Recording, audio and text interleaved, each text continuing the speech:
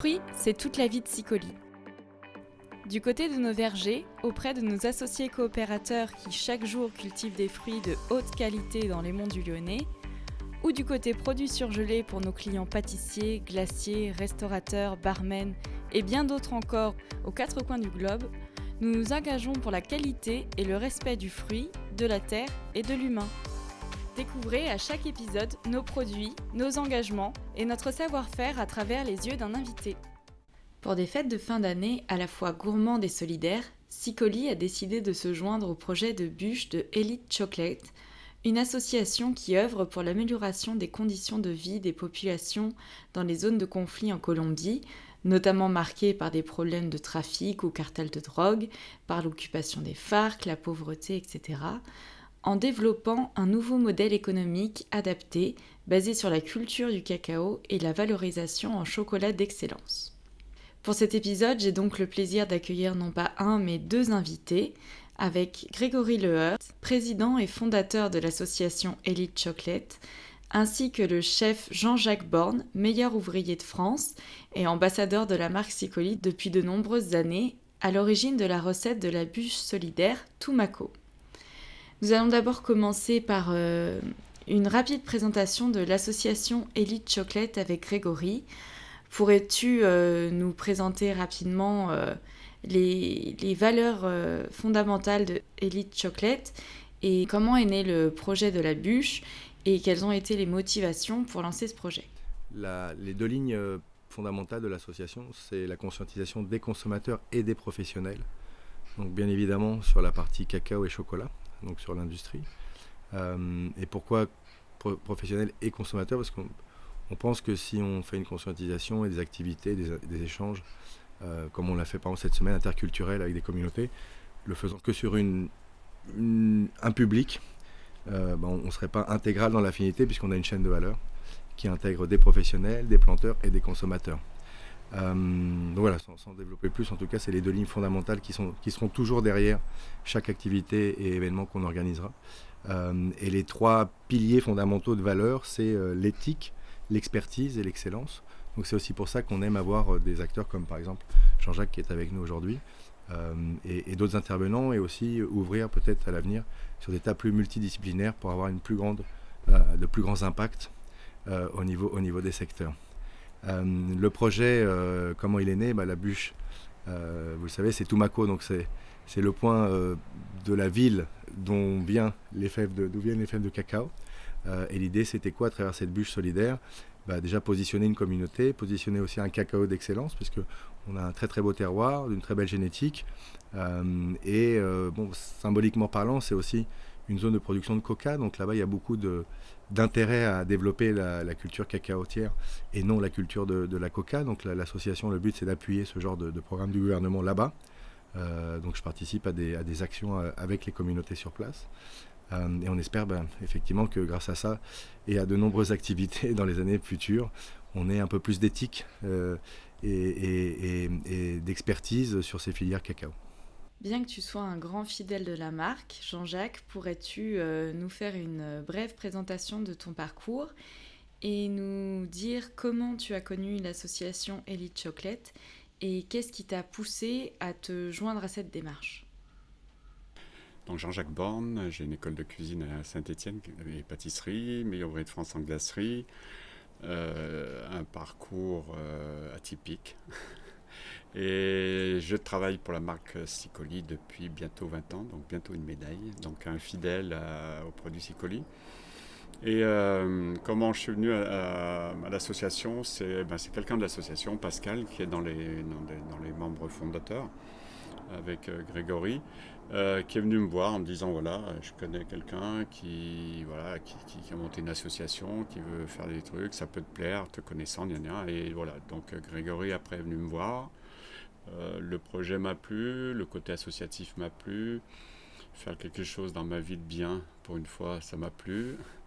Et voilà, et après on s'est lancé là-dedans, et après on a lancé le projet Bûche pour premier projet.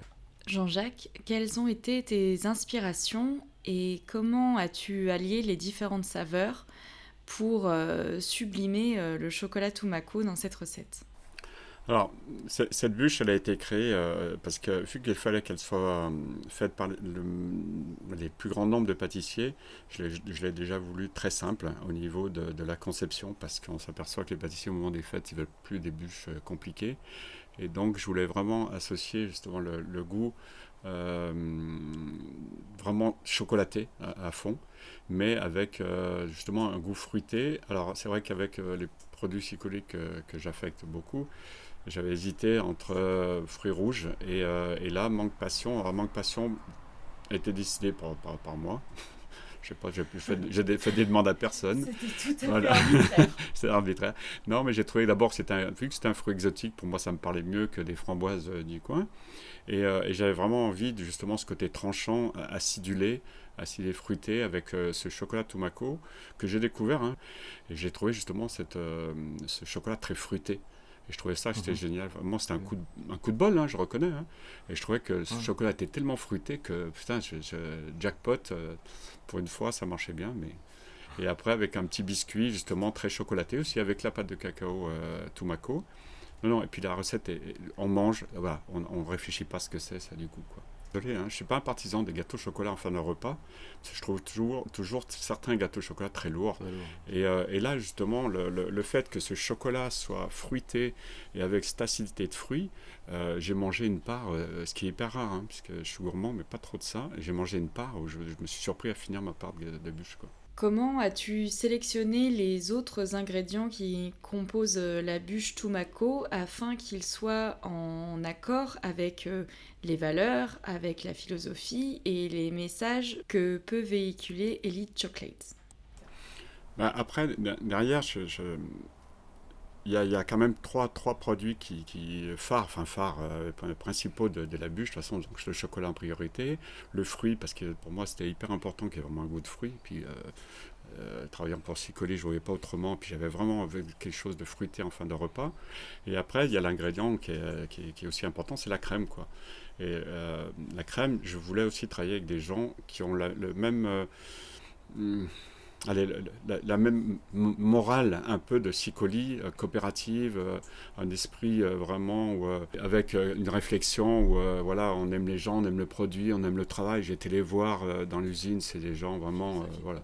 Voilà, c'est des gens qui ont une passion, quoi. Et dans toute l'usine, même le petit salarié, quand il parle de sa boîte, bah, il aime sa boîte, quoi.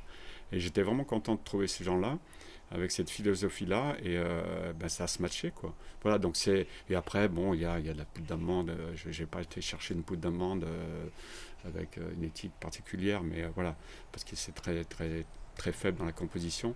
Voilà, mais les trois produits, en majeure partie de la bûche, pour moi, c'est jackpot, quoi. La bûche Tumaco sera proposée aux pâtissiers et boulangers intéressés sous forme de kit. Pourrais-tu nous dire ce que comprend le kit et comment il contribue à aider l'association? Alors, oui, effectivement, donc l'idée c'est d'avoir un kit tout prêt pour les pâtissiers, pour leur simplifier la vie. Ça, c'était grâce à la connaissance de Jean-Jacques en tant que pâtissier. Donc, c'est d'offrir un kit avec la pâte de cacao Tumaco. Donc, je prends juste une parenthèse pour dire merci à Jean-Jacques, parce que on a un très très très bon cacao à Tumaco et il n'est pas si connu que ça. Et il a vraiment, quand on parle de cacao fin et d'arôme en Amérique du Sud, et donc là en Colombie, c'est ça que ça veut dire. C'est-à-dire que c'est des cacao, ça peut être très fruité, floral, avec des notes de noix, des notes de vin, enfin rien à voir avec des cacao africains, même si on n'est pas là pour faire un enjeu politique Afrique-Amérique latine, mais les cacaos sont vraiment bien différents. Donc les valoriser et pas les acheter au même prix, ça nous paraît aussi important. Et grâce à Jean-Jacques, c'est ce qu'on peut faire grâce à la bûche. Bon, ça c'était la petite parenthèse aussi pour l'opération bûche solidaire. Donc la pâte de cacao, la crème, bien évidemment, et votre insert, mangue passion, plus une affiche et un code QR qui ramènera les consommateurs sur la page projet de l'association, donc qui expliquera bien évidemment pourquoi on fait ce projet. Les fonds, donc là, on espère, parce qu'il y a quand même des coûts qui sont ceux-là, même si on a des sponsors comme vous qui nous ont beaucoup aidé à réduire les coûts.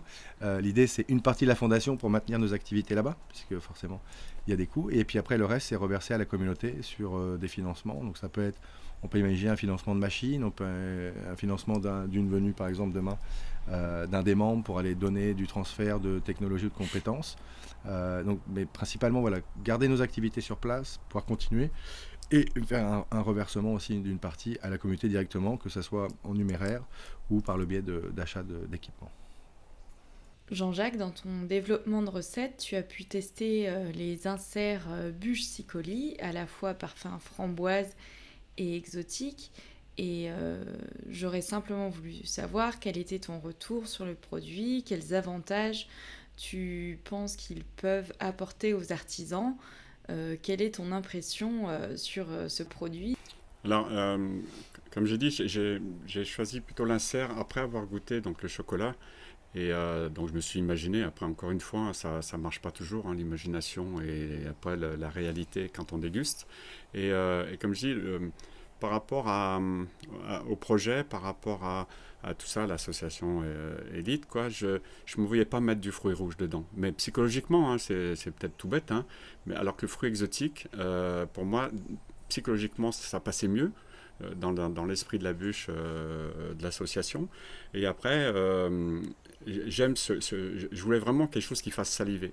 Pour moi, c'est important, je m'aperçois de plus en plus, mais ça doit être l'âge, que quand je mange quelque chose qui est un peu lourd, quand je salive beaucoup, c'est beaucoup plus agréable, je digère beaucoup mieux. Enfin, on s'aperçoit que cet insert passion, j'aime tout dans cet insert passion parce qu'il y a de la mâche, donc c'est des morceaux de mangue et tout. Ça fait comme une compote, elle est juste gélifiée comme il faut, donc le dosage est bien, c'est pas caoutchouc, rien du tout.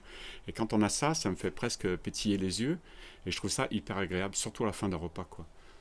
Alors l'avantage, alors moi aussi, je le tiens, souvent je le dis de plus en plus, même si certains l'ont encore pas compris. Les inserts Sicoli, quand on les a mis au point il y a quelques années déjà, qu'il y a longtemps que je voulais que ça soit mis au point, on pourrait dire c'est un produit semi-préparé et tout, machin, on sait faire. C'est vrai qu'on sait faire, tout le monde sait faire les inserts Sicoli, tout le monde sait faire, une recette, on sait faire. Le problème, c'est qu'il y a de moins en moins de personnel. Quand on a du personnel, c'est pas toujours régulier. Là, on a un produit qui est hyper régulier, c'est-à-dire qu'on peut prendre le 1er janvier au 31 décembre, ce sera toujours régulier, c'est-à-dire si quelqu'un dans le labo, il est un peu neuneux, qui le fait trop cuire, il sera caoutchouc, ou il va pas tenir. Là, non, il tiendra tout le temps. Et puis voilà, donc, et c'est hyper important. Et une rapidité, quoi. C'est surgelé, on prend, on le met dedans, c'est toujours régulé, l'épaisseur, tout ça. Et aujourd'hui, on a besoin de produits comme ça. Et en plus, le produit est top, c'est-à-dire qu'il n'y a pas de produit, il n'y a pas de poudre de perlimpinpin, parce qu'il y a plein de produits semi-préparés pour faire gagner du temps aux entreprises, mais il y a plein de trucs qui sont pas bons, quoi. Tandis que là, c'est de la pulpe, du sucre et de la pectine, quoi. Il n'y a rien de plus simple, il n'y a rien de plus sain, quoi. Et c'est pour ça que ces produits, franchement, c'est vraiment un hyper avantage. Que ce soit pour les bûches, les entremets, les petits gâteaux, c'est un produit qui est top, quoi, et qui fait gagner du temps. Voilà. Comment les auditeurs peuvent-ils soutenir à leur niveau l'association ? Et également, quels sont les prochains projets, les prochaines étapes pour Élite Chocolate ? Alors on va essayer. Alors on n'a pas eu beaucoup de temps, malheureusement. On est une jeune association, donc on a encore beaucoup de progrès à faire et d'avancées aussi à faire. Par exemple sur la page internet, on va l'étoffer sur les projets. Là, on a commencé à donner la visibilité à 3 projets. Donc qui est le projet des femmes indigènes qui sont venues cette semaine d'ailleurs, que vous avez rencontré. C'était une belle journée magique. Ensuite, on a un projet qui vient très, très prochainement, qui est très innovant. On va faire une association avec la filière de la volaille de Bresse sur un concours innovation qu'on lance. Donc on a un beau jury. Là, je vais rencontrer peut-être Didier Goiffon, un étoilé Michelin, qui serait peut-être participant au jury. On a déjà 2-3 personnes importantes dans la région. Donc l'idée, c'est aussi l'élite d'aller bouger des lignes, de faire de l'alliance intersectorielle et d'aller un petit peu explorer des mondes où finalement le chocolat n'a pas été... n'est pas entré, ou encore il y a peu de collaboration, d'aller d'innovation et puis surtout donner la parole aux jeunes, de leur donner des espaces. Donc là, par exemple, ça sera un concours innovation tous les ans pour les 2e années sur les centres de formation. Donc ça, c'est une belle nouveauté pour nous. Ensuite, on a un projet, la bûche de solidaire, qui sortira sur décembre. Et le 4e projet de cette année, c'est 3 tablettes Grand Cru sur les 3 points d'origine que l'association accompagne à travers ma filière là-bas sur place. Ça, c'est toujours dans le but de pouvoir donner un positionnement sur les producteurs. Donc il y aura aussi un QR. J'en profite juste pour 2 petites choses importantes. Traçabilité. Faut savoir que la filière que j'ai créée en Colombie a une traçabilité 100%. On en parle souvent, mais finalement, on la voit très peu. Donc on invite aussi ceux qui nous écoutent aujourd'hui et les personnes qu'on rencontrera demain sur notre chemin. On va commencer à en parler un peu plus. Qu'est-ce que la traçabilité, comment la comprendre, comment la faire, la complexité que ça peut être aussi. Et puis l'autre chose, ça serait par la donation pour aider la élite. Soit consommer des produits élites dans le sens de ces alliances. Par exemple, demain, une recette avec la volaille de Bresse, la bûche composée et réalisée par Jean-Jacques, les tablettes de chevet que nous faisons avec Franck Berger à Bourgoin, qui sont complètement éthiques, à très bon prix, savoir français avec les fèves de cacao des communautés. Donc on a en filière courte. Et puis après, sur la page Élite, vous avez aussi une petite possibilité de faire une donation. Alors, pour le résumer, je pense que la donation, c'est pas que de l'argent.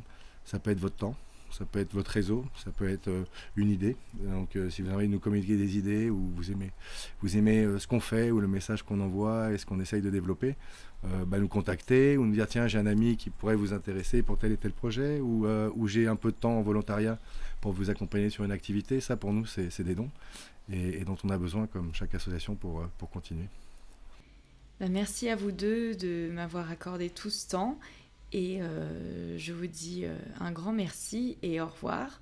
Et donc, en Mbera, Ruiz, je te laisse conclure. C'est Bika. En tout cas, merci à vous.